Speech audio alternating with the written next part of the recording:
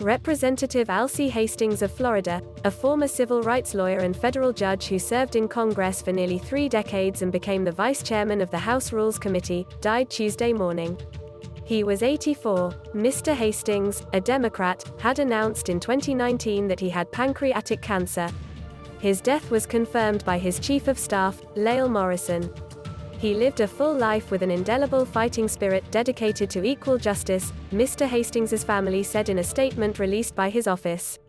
He believed that progress and change can only be achieved through recognizing and respecting the humanity of all mankind. He was never afraid to speak his mind and truly loved serving his constituents and his family.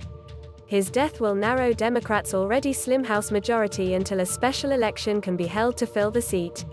His district, Florida's 20th, which includes black communities around Fort Lauderdale and West Palm Beach as well as a huge area around Lake Okeechobee, is reliably Democratic. Mr. Hastings was born September 5, 1936, in Altamonte Springs, Fla.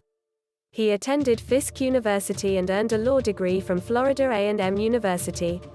He began his career as a civil rights lawyer, including fighting to desegregate schools in Broward County, Florida.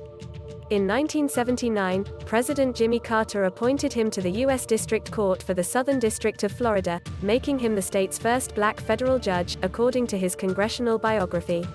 Congress impeached him and removed him from the bench in 1989 on charges of bribery and perjury, stemming from a criminal trial 6 years earlier in which he had been acquitted. In 1992, a federal court ruled that the Senate had improperly removed him, and he won election to the House shortly after. He is survived by his wife, Patricia Williams, and 4 children. With Mr. Hastings's death, there are now 218 Democrats and 211 Republicans in the House, with 6 seats vacant. One of those seats is expected to be filled next week by Julia Letlow, a Republican who won a special election in Louisiana after her husband, Representative-elect Luke Letlow, died of COVID-19.